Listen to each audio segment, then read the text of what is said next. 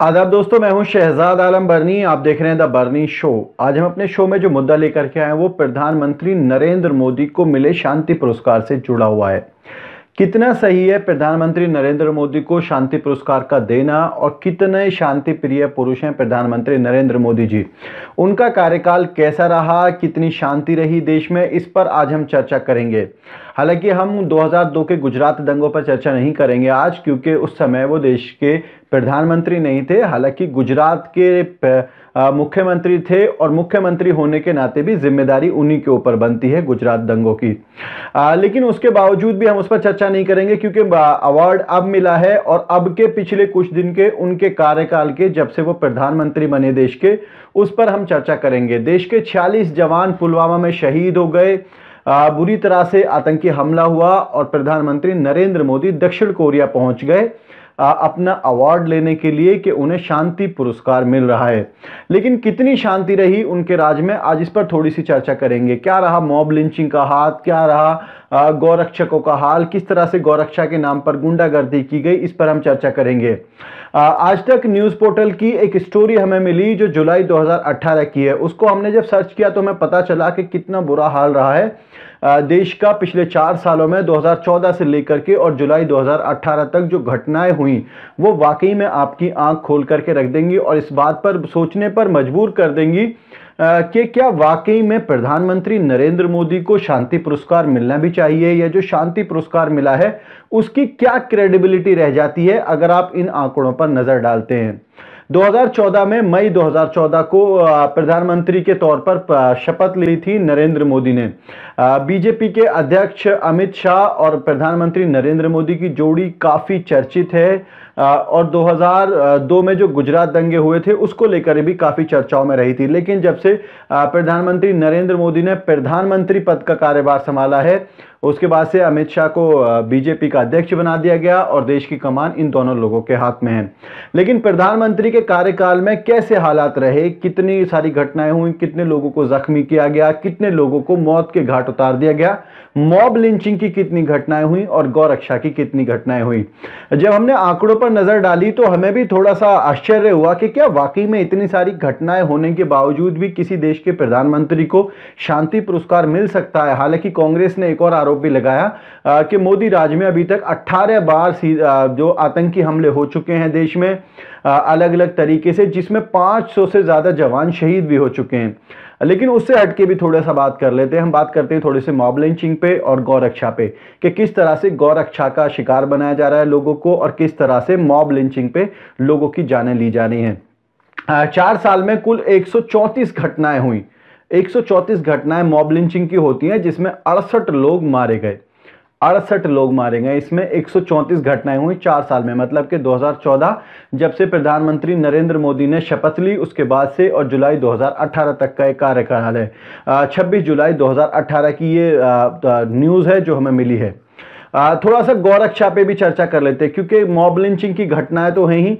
ये आप चार्ट देख सकते हैं जिस तरह से पूरे हिंदुस्तान में घटनाएं हुई हैं। ये दो चार्ट हैं, एक रेड है और एक येलो है, जिसमें एक गौरक्षा के नाम पर जो हत्याएं की गई हैं वो घटनाएं हैं, और एक मॉब लिंचिंग के नाम पे जो घटनाएं हुई हैं वो हत्याएं हैं। गौरक्षा के अगर आंकड़ों पे बात करें, जो गौरक्षा के नाम पर आतंक फैला गया है पिछले 4 सालों में, 2014 में कुल 3 घटनाएं हुई थी। प्रधानमंत्री नरेंद्र मोदी ने नया नया कार्यभार संभाला था, और 3 घटनाएं हुई थी, लेकिन मौत कोई नहीं हुई थी, सिर्फ 11 लोग जख्मी हुए थे। लेकिन जैसे ही प्रधानमंत्री के कार्यकाल का अगला साल शुरू होता है 2015 में घटनाएं बढ़कर के 12 हो जाती हैं। 3 घटनाएं 2014 में थी, 2015 में घटनाएं 12 हो जाती हैं, मतलब कि 400% की वृद्धि हो जाती है। और सिर्फ जख्मी नहीं होते लोग, बल्कि 10 लोग इसमें मारे भी जाते हैं, और 48 लोग इसमें जख्मी हुए। जिसमें एक काफ़ी मशहूर घटना रही जो अखलाक की हुई थी दादरी में। 28 सितंबर 2015 को एक घटना हुई थी। एक अफवाह के नाम पर अखलाक को मार दिया गया था कि उनके फ्रिज में गाय का गोश्त रखा हुआ है, जिसके बाद काफ़ी सारी जांच हुई और अखलाक के परिवार को गांव छोड़ करके जाना पड़ा। 2015 की एक घटना थी। कुल 10 लोग मारे गए थे 2015 में, और 48 लोग जख्मी हुए थे। लेकिन अगला साल जैसे ही हम देखेंगे तो ये घटनाएं बढ़ करके 12 से 24 हो जाती हैं। 2016 में ये 24 घटनाएं होती हैं, जो 2015 के मुकाबले 200% की वृद्धि है। लेकिन 2014 के मुकाबले अगर आप इस वृद्धि को देखेंगे तो ये 800% की वृद्धि हो जाती है मात्र 2 साल में। इसमें 8 लोग मारे गए और 58 लोग जख्मी हुए 2016 में। 2017 की अगर बात करें तो फिर 37 मामले ऐसे सामने आए। 2016 में 24 थे और 2017 में बढ़ करके हो जाते हैं 37। और अगर 2014 के मुकाबले की बात करें तो ये जो अनुपात बैठेगा करीब करीब बैठता है 1250%। बड़ा आंकड़ा है। इसमें 11 लोगों की मौत हुई और 152 लोग जख्मी हुए। ये सिर्फ वो घटनाएं हैं जो गौ रक्षा के नाम पर आतंक फैलाया गया। जुलाई 2018 तक का ये आंकड़ा है और जो लास्ट आंकड़ा है इसमें वो रकबर की डेथ का है। जो रकबर की डेथ हुई थी राजस्थान में 20 जुलाई 2018 को। जुलाई 2018 तक का ये आंकड़ा है, जिस तरह 9 मामले इस साल भी आ चुके थे जिसमें 5 लोग मारे गए और 16 लोग जख्मी हुए। सवाल ये बनता है कि कोई भी घटना ऐसी नहीं है, और सिर्फ ये हिंदुओं के साथ नहीं हुई। कभी कोई व्यक्ति ये सोचे कि ये घटनाएं सिर्फ हिंदुओं के साथ हुई या मुसलमानों के साथ हुई या किसी एक कम्युनिटी के साथ हुई। हालांकि इन घटनाओं का अगर आप अनुपात देखेंगे तो 50% घटनाएं ऐसी हैं जो मुसलमानों के साथ हुई हैं गौरक्षा के नाम पर, जबकि 11% जो है घटनाएं दलितों के साथ होती हैं और 9% जो हैं वो हिंदुओं को भी निशाना बनाया गया है।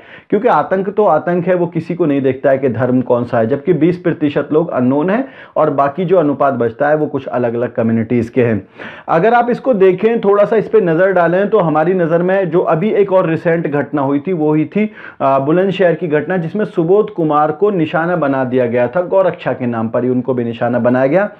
चाहे अखलाक हो, चाहे पहलू खान हो, चाहे रकबर हो, चाहे अफराजुल की हत्या की गई थी राजस्थान में, बाकायदा उनको मारा गया था। वो तो मॉब लिंचिंग भी नहीं थी, उस घटना को तो आप अलग ही तरह से लेंगे। जुनैद को ट्रेन में मार दिया गया था और उसके अलावा सुबोध कुमार को थाने के बाहर ही, थाना इंचार्ज होने के बावजूद भी उनको बलि चढ़ा दिया गया था गौरक्षा के नाम पर। ये वो घटनाएं हैं जो प्रधानमंत्री नरेंद्र मोदी के कार्यकाल में हुई 2014 से लेकर के और 2018 जुलाई तक। अभी उसके बाद के भी आंकड़े कई सारे हैं लेकिन उसको कलेक्ट करना पड़ेगा। लेकिन अगर आप देखें तो कुल मिलाकर के 68 लोग मारे गए 134 घटनाओं में, जो मॉब लिंचिंग की घटनाएं टोटल हुई। जबकि गौरक्षा की जो घटनाएं टोटल हुई वो 85 मामले हुए गौरक्षा के नाम पर, और जिसमें 34 लोग मारे गए और 298 लोगों को अधमरा कर दिया गया। ये एक बड़ा आंकड़ा है इस पर, जिस पर हम आज चर्चा कर रहे हैं। लेकिन सवाल ये बनता है कि उसके बावजूद भी अभी सीआरपीएफ के 46 जवान देश में शहीद हो गए। कुल मिलाकर के 500 से ज़्यादा जवान जो हैं प्रधानमंत्री नरेंद्र मोदी के कार्यकाल में अभी तक देश के लिए अपनी जान दे चुके हैं। तो क्या ऐसे हालात, इन सब आंकड़ों के बावजूद भी क्या किसी एक प्रधानमंत्री को शांति पुरस्कार दिया जा सकता है, या इस शांति पुरस्कार की क्या क्रेडिबिलिटी रह जाती है? आप लोग जरा अपनी राय बताइए। हम इस पे कुछ नहीं बोलेंगे कि इसको देना कितना जायज है और कितना जायज नहीं है। ये आप बताइए कि क्या प्रधानमंत्री को नरेंद्र मोदी को शांति पुरस्कार देना जायज बनता है, या ये सिर्फ एक किसी को बहलाने का तरीका है। आज के प्रोग्राम में इतना ही। हमारी आपसे दरखास्त है कि इस प्रोग्राम को शेयर जरूर करें और हमारे चैनल को सब्सक्राइब जरूर करें।